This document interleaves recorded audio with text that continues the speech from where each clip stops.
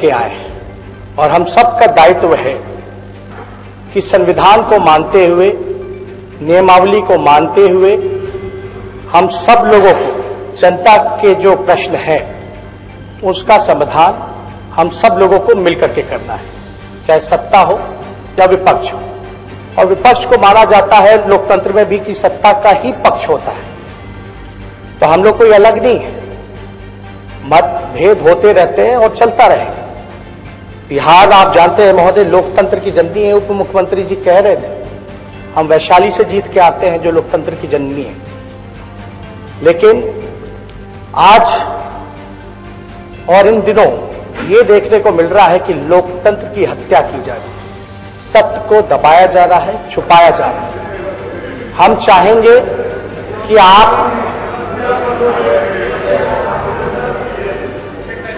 बात खत्म हो जाती है,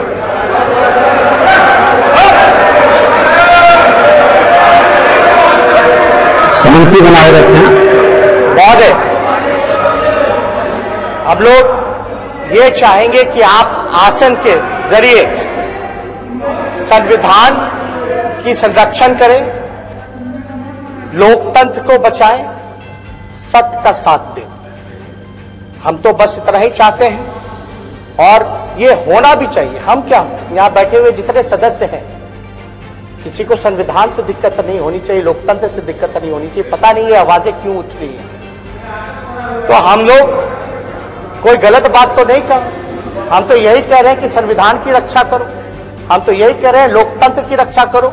और हम उस जिले से आते हैं जो लोकतंत्र की जननी है, वैशाली है।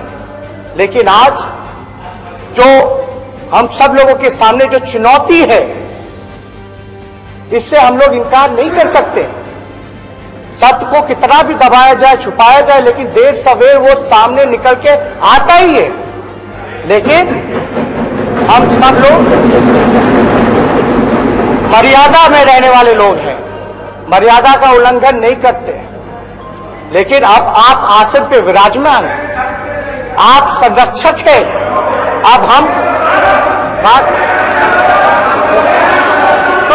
कृपया शांति बनाए रखें, सुनो बात। अब आप आसन पे है, अब मेरा भी संरक्षण आप ही को करना पड़ेगा। अब हम जो कह रहे हैं, हमको तो ज्यादा टिप्पा टिप्पणी नहीं करना चाहिए था, लेकिन हम चुप भी कैसे रहे। झूठ और असत्य का साथ हम नहीं दे सकते महोदय। हमको साफ तौर पे चुनाव की प्रक्रिया हुई, अब हम सब लोगों ने स्वीकार कर लिया है, चाहे जैसे भी प्रक्रिया हुई हो।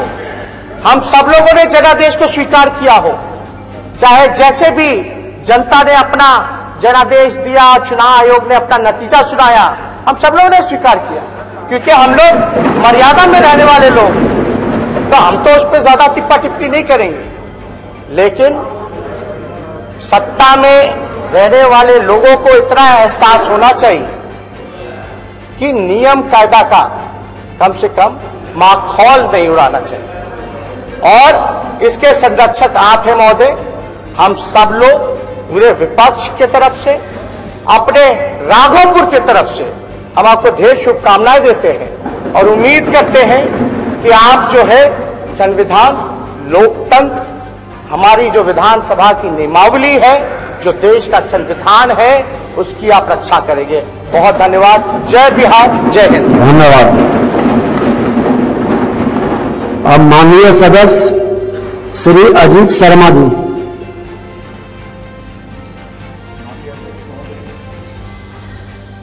आज आपके अध्यक्ष चुने जाने पे मैं अपनी तरफ से कांग्रेस विधानमंडल के सभी माननीय विधायकों की तरफ से आपको बधाई देता हूं। और अध्यक्ष पद जो आप ग्रहण किए हैं, यह अभिभावक के तौर पे आप सत्ता पक्ष और विपक्ष को दोनों को समान नजरों से देखेंगे, यह मैं पूरा विश्वास रखता हूं आप पे। पूरा मेरा कांग्रेस विधानमंडल के सभी माननीय विधायक आपके आसन को, आपके अध्यक्ष पद को सपोर्ट करेंगे, मदद करेंगे, जनता की अपेक्षाओं पर हम लोग जब खरा उतरने का कोशिश करेंगे, उनकी आवाज बनेंगे, तो आप भी हम लोग का संरक्षण देने का काम करेंगे। इन्हीं चंद शब्दों के साथ फिर से आपको कांग्रेस विधानमंडल की तरफ से बहुत बहुत बधाई, बहुत बहुत शुभकामनाएं। धन्यवाद। धन्यवाद। माननीय सदस्य श्री महबूब आलम जी। अध्यक्ष महोदय, मैं सबसे पहले आपके अध्यक्ष पद का आसन ग्रहण करने पर अपनी तरफ से अपनी पार्टी भाकपा माले तथा अपने वामपंथी दल जो हमारे हैं सीपीआई सीपीएम की ओर से आपको बधाई भी देना चाहता हूं, शुभकामना भी देना चाहता हूं। महोदय, आप अध्यक्ष हैं। इस सदन में लोकतंत्र जो संविधान ने दिया महोदय, उसके संरक्षक है महोदय। और महोदय, हम लोगों ने जो आज मांग की थी वो गैर लोकतांत्रिक मांग नहीं थी महोदय, लेकिन फिर भी बड़े बड़े विद्वान हमारे सदस्यों ने संस्कृति और लोकतंत्र की दुहाई देकर, परंपरा की दुहाई देकर हमारी मांग को मनमाना तरीके से खारिज कर दिया महोदय। महोदय, आप गवाह हैं महोदय, और यह सदन भी गवाह है कि हमसे सर्वसम्मत अध्यक्ष चुने जाने की भी मांग नहीं की गई। फिर भी महोदय सुना जाए महोदय सुना जाए महोदय, शांति बनाए रखिए माननीय सदस्य का। तो संसदीय परंपरा और लोकतंत्र और संविधान की एक हत्या हुई महोदय। मैं मानता हूं ये बिहार विधानसभा में पहली बार महोदय कि अध्यक्ष पद के चुनाव के लिए बीच में ही सदन की कार्यवाही को स्थगित करना पड़ा। ये कोई मामूली घटना नहीं महोदय। हम मानते हैं महोदय कि संसदीय परंपरा के साथ नैतिकता का भी सवाल होना चाहिए, और नैतिकता और गरिमा का उल्लंघन करके हम अपने लोकतंत्र और संविधान की रक्षा नहीं कर सकते हैं महोदय। फिर भी जो घटना घटी ये एक शर्मनाक घटना है। मैं मानता हूं इसके बावजूद भी आपने जो आसन ग्रहण किया महोदय, मैं आपसे उम्मीद करता हूं कि हम प्रतिपक्ष के लोग, विपक्ष के लोग और हम जैसे वामपंथी जमीन से जुड़े हुए किसान, खेत मजदूर और प्रवासी मजदूरों के दर्द को शिद्दत से महसूस करते हुए लोगों का जो प्रस्ताव होगा उस पर निष्पक्ष भाव से आप जो है विचार करके हमारी जो ज्वलंत मुद्दों को भी आप सहानुभूतिपूर्वक और संविधान के निर्देश के अनुसार सम्मान देंगे महोदय। इन्हीं चंद शब्दों के साथ मैं आपको दोबारा धन्यवाद और शुभकामना देना चाहता हूं। बहुत बहुत शुक्रिया। धन्यवाद। माननीय सदस्यगण, आप ही के मांग पर स्थगित किया गया, आपका सम्मान किया गया। श्री मुकेश सहनी माननीय मंत्री।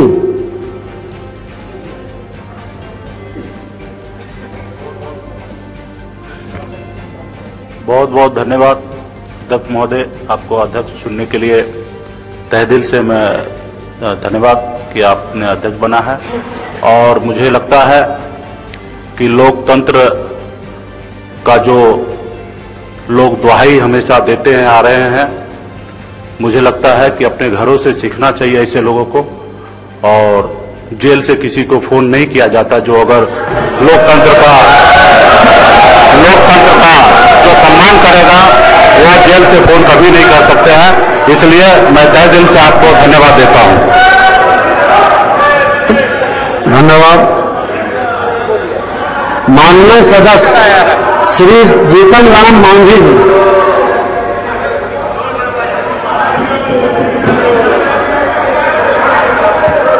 माननीय अध्यक्ष महोदय, आपको इस गरिमा में सदन के अध्यक्ष के रूप में चुने जाने पर हार्दिक बधाई देता हूं और शुभकामना देता हूं।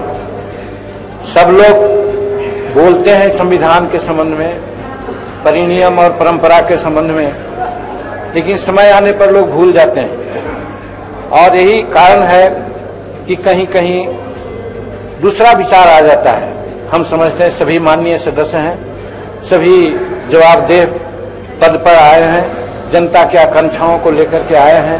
निश्चित रूप में जनता की बात जमहूरियत के आलोक में, संविधान के आलोक में यहाँ पर रखेंगे और हमको पूर्ण विश्वास है कि आप एक अच्छे मंत्री के रूप में रहे हैं, अच्छे विधायक के रूप में रहे हैं और आज सदन ने जो आप पर विश्वास किया है, हम समझते हैं कि सदन के प्रति भी हम आभार व्यक्त करते हैं और आपसे यही अनुरोध करना चाहते हैं कि होती है बात कहीं कुछ आगे पीछे की बात होती है, लेकिन जो पंच के मंच पर बैठा होता है वो न किसी का दोस्त होता है न किसी का दुश्मन होता है। वैसी परिस्थिति में एक संविधान के मर्यादाओं के आलोक में आप अपना काम करेंगे और जनहित की जो समस्याएं हैं, बातें हैं, उसको निश्चित रूप में इस संविधान और इस संवैधानिक संस्था के माध्यम से पूरा कराने का प्रयास करेंगे।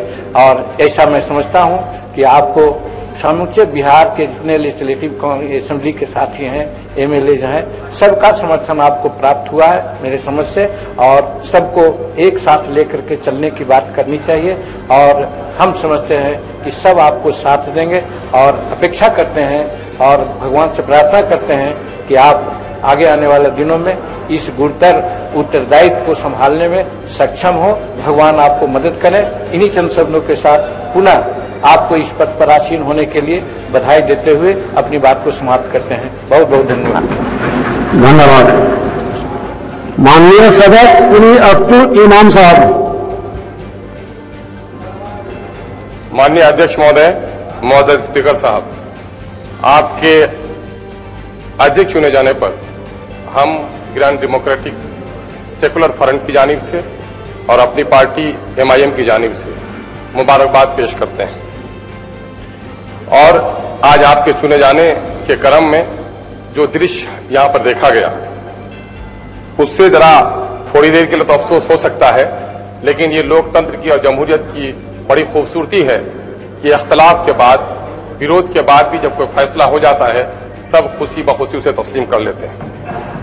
हमें आपसे विरोध नहीं, आपके पार्टी और NDA, बीजेपी और NDA के जो नजरियात रहे हैं उससे विरोध जरूर रहा है, लेकिन आप जिस कुर्सी पर बैठे हैं उस पर हम आपको मुबारकबाद देते हैं। आपके विरोध में हम खड़े जरूर थे और गठबंधन का हिस्सा न होने के बावजूद भी हम गठबंधन की हमायत में खड़े थे, लेकिन अब जब आप कुर्सी पर बैठे हैं तो हम समझते हैं कि प्रेमचंद, महान कहानीकार प्रेमचंद का अफसाना बेशतर लोगों ने पढ़ा होगा, आपने जरूर पढ़ा होगा कि पंच की कुर्सी पर बैठने के बाद आदमी पक्ष और विपक्ष नहीं देखता। आप सदन के संरक्षक हैं, हम सबों के गार्जियन हैं, कस्टोडियन ऑफ द हाउस हैं। हम ही नहीं, पूरा सदन आपसे ये उम्मीद रखता है कि 2-3 बातें कही जाती हैं, पक्षधर, निष्पक्ष और सत्य के पक्षधर। लोग निष्पक्ष लोगों को अच्छा समझते हैं और आपको भी कुछ लोग निष्पक्ष कहना चाहते हैं, लेकिन मैं कहना चाहता हूं कि सड़क पर किसी इज्जत लुटे तो वह पक्षधर हो सकता है बुराइयों का, खड़ा वाला निष्पक्ष हो सकता है, लेकिन उसका फरीजा है कि वह सत्य का पक्षधर होकर उसकी इज्जत बचाए। मैं आपको निष्पक्ष नहीं बल्कि सत्य का पक्षधर देखना चाहता हूं कि जिस कुर्सी पर आप बैठे हैं, बिहार की जनता आपसे आशा करती है कि सरकार अगर भटक जाए तो उसको लगाम लगाना आपको काम होगा। बिहार की बड़ी समस्याएं हैं, वक्त आएगा तो बात करूंगा। फिलहाल मैं आपको मुबारकबाद देते हुए, मैं जिस सीमांचल से आता हूं वो सीमांचल बाढ़, बेरोजगारी, अनपढ़ और बेरोजगारी की समस्याओं से ग्रस्त है। हमारी आप पुरजोर वकालत करेंगे और बिहार में इस वक्त धार्मिक तनाव का जो बिहार, अपने अध्यक्ष मत बनिए, अध्यक्ष जी हैं, अरे बड़े अच्छे अध्यक्ष बनाए हैं आपने, उसका आदर कीजिए। मैं आप ही बनाए हैं और आप ही आदर नहीं कर रहे हैं, तो मैं आपसे उम्मीद करता हूं कि बिहार की नई नस्ल की शिक्षा देने वाले नियोजित शिक्षकों का, पलायन वाले मजदूरों का, बच्चों की पढ़ाई जो कोरोना से रुकी हुई है उसका, और बिहार में सामाजिक सौहार्द बनाए रखने का और हमारी गुलनाज की जो इज्जत टूटी है उसको इंसाफ दिलाने के लिए सरकार को जरूर मजबूर करेंगे। हम यही आपसे उम्मीद भी रखते हैं और यही आशा भी रखते हैं ताकि आपके सदन में जो समय गुजारे जाए आने वाली पीढ़ी उस पर नाज करे। बहुत बहुत धन्यवाद। धन्यवाद। जय श्री राम। माननीय सदस्य श्री राजकुमार सिंह जी।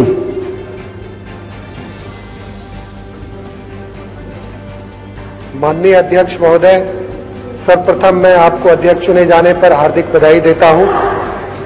मेरा इस सदन में पहला अनुभव है और राजनीति में भी मेरा पहला ही अनुभव है। मेरा मानना है कि हम सब जिस उद्देश्य को यहां पर लेकर आए हैं, हम सभी बिहार की 12 करोड़ जनता की अपेक्षा और आशा का प्रतीक यहाँ पर है और उनका प्रतिनिधित्व करते हैं। इसलिए हम सभी लोगों को संवैधानिक तरीके से सदन की परंपरा को, उसकी मर्यादा को पालन करते हुए और अपने इस जिम्मेदारी का निर्वहन करना चाहिए। एक बार मैं पुनः अपनी ओर से और अपनी पार्टी लोक जनशक्ति पार्टी की ओर से आपको हार्दिक बधाई देता हूं। धन्यवाद। धन्यवाद। माननीय सदस्य श्री राम रतन सिंह जी।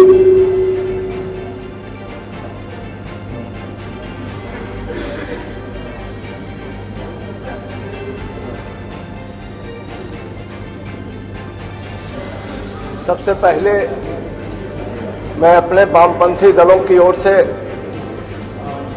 आपका स्वागत करना चाहूंगा, आपको शुभकामना देना चाहूंगा और आपको धन्यवाद देना चाहूंगा। वो इसलिए कि अभी अभी तुरंत हम लोगों ने कुछ सवाल उठाने का प्रयास किया, लेकिन उसके बावजूद भी चुनाव में आपकी जीत हुई, आप कुर्सी पर विराजमान हुए। हम तमाम लोग उसके बाद उन तमाम बातों को भूलकर आपके साथ हैं और आपसे उम्मीद करते हैं कि आप निश्चित रूप से सत्ता पक्ष और विपक्ष दोनों के भावना का सम्मान करते हुए, दोनों की समस्याओं को सुनते हुए निश्चित तौर पर आप इंसाफ करेंगे, इंसाफ हमें देंगे, सच्चाई के साथ सदन को चलाने की कोशिश करेंगे। इन्हीं चंद शब्दों को कहते हुए मैं आपको पुनः अपनी ओर से, अपने तमाम साथियों की ओर से धन्यवाद ज्ञापित करता हूं। धन्यवाद।